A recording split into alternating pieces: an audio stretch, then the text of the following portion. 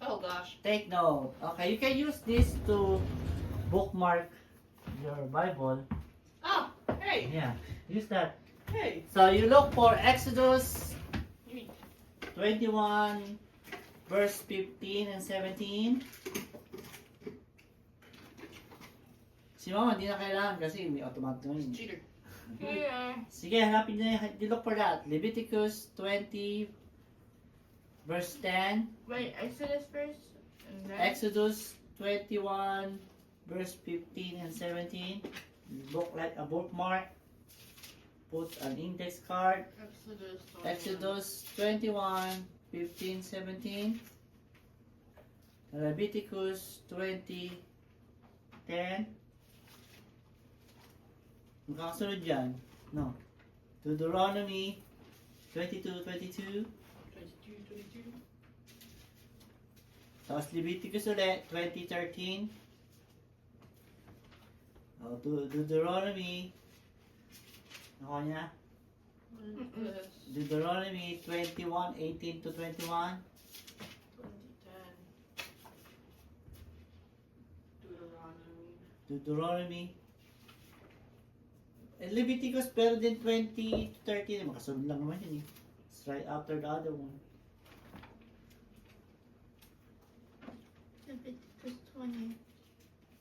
2013. Kasi ano na, kasunod lang ng 2010. 22. Same. Hindi lang dito. Mark that one. What? Kasi, di ba, 2010 and 2013 is like the same. That was in the one page, no? Oh, I thought you meant like the Deuteronomy and the. Deuteronomy 22:22. I Deuteronomy. thought you meant you got to mark it. I was like, what? Snap! No. Look, 18, 9 to 14. That's the story of the good and the bad man. The good man, which is the bad man, and the bad man I'm so went to confused. good. What? Well, we will know. We'll just mark it. Wait, what page is Luke? Luke is after Matthew Mark. or Mark. Magkakasunod yun. Matthew, Mark, and Luke. And then, I think John. This is to sa four gospel. 18. And Samuel. And 1 Samuel 16 verse 7. Where's First Samuel? Samuel is Old Testament. No wonder I can find it. It's Old Testament. I think what page is Luke? That's when King David part. Looking for Okay? No. 6? 16. 7. Just sa 16 muna. Just park muna 16. Okay. Did it. Okay, we're good? I'm good. I'm Okay. asking what page is Luke? Where's my Luke? Oh my god, right there. 1256. Good? No. 12:56 na lang eh. Yan. Okay, next. Now we proceed to our Didn't do Samuel.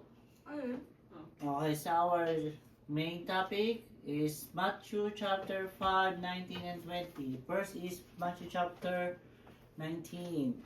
Therefore, Chapter 19? yeah, chapter 5, verse 19. You said chapter 19. Sorry. What? Chapter 5, verse 19 is in here. But if you want to look at your Bible, God. okay. Therefore, when you say therefore, it means, Well, I'm not there yet. yeah. Therefore means there's There. there's a consequence, right? There's a consequence, there's something. Therefore, whoever breaks, so that's what the reason. There's a consequence if you break one of the least of these commandments and teaches others to do the same will be called the least in the kingdom of heaven. But whoever does them and teach them will be called the great in the kingdom of heaven. So we're talking about least and the greatest, right? So if you break one of the commandments, even the small one, and you teach it to other, you'll be the least you'll be the lowest. But if you obey all of them, the commandments, and teach them, you'll be the greatest. Okay? For I tell you, unless your righteousness exceed the one that the scribes and Pharisees, you will never enter the kingdom. What do you mean by that? Righteousness to exceed that the scribe and Pharisees. What are the scribe and the Pharisees? Arrogance? I don't know. Like What are their job? What are they doing? like enforcing the word of God. So they're like, know the law? Did they know the Bible? Supposed to. Yeah, because they are the priest. Eh? They're teaching, right? Ah. They're teaching this. They memorized the 615 law. They memorize them. Whatever law you want to know, you ask them. They're good. But the only problem, they implementing it, but they are not themselves following it. Alright. For example, they will say good things required on the Bible or on the law, but they themselves are not following. So, if we should exceed them, like we should know the law, but we should not be like them that is not doing the law or following the law. What I mean, you know the law, but you're not following it. That's them.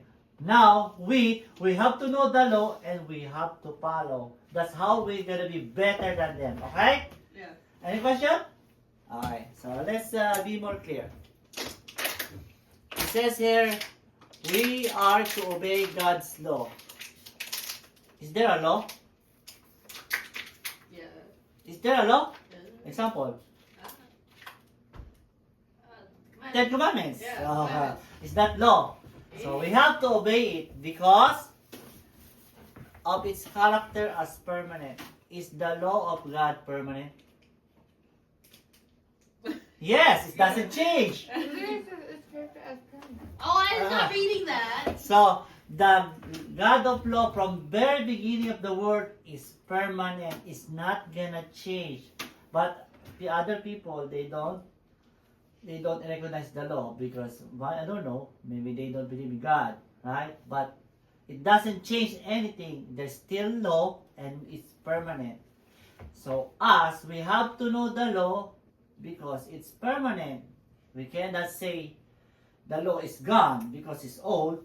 It's still not changing. Preeminent. What is preeminent? That's the hierarchy. Like the ranks?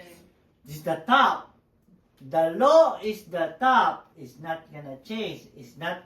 There's no other law above it. That's the top law that we need to follow because of its consequence. Like here in our city, there's law, right? What if you disobey the law? Put to court. Go to court, and Go what to the else? jail. Go to jail. You could testify though. Or you can defense yourself, but if you disobey and you have proven, there's consequence. Same as the law of God. If the law of God, we know it and we disobey it, there is consequence. The first one is negative. What is the first one?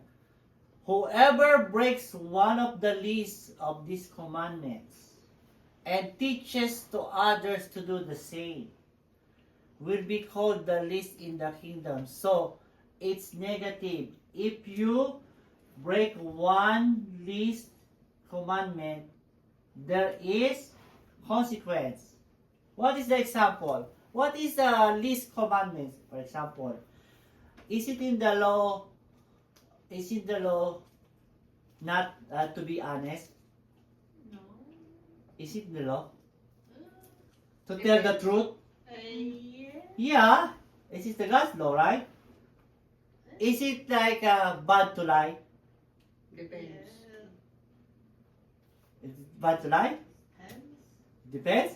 Depends. There's a lie for a good. There's a lie for a bad. Okay, but for example, this. is it in the law not to steal? Mm-hmm. Yeah. Yeah. So if you steal, is that bad? Yes. Okay. So like you see someone drop 25 cents and you get it. Is that called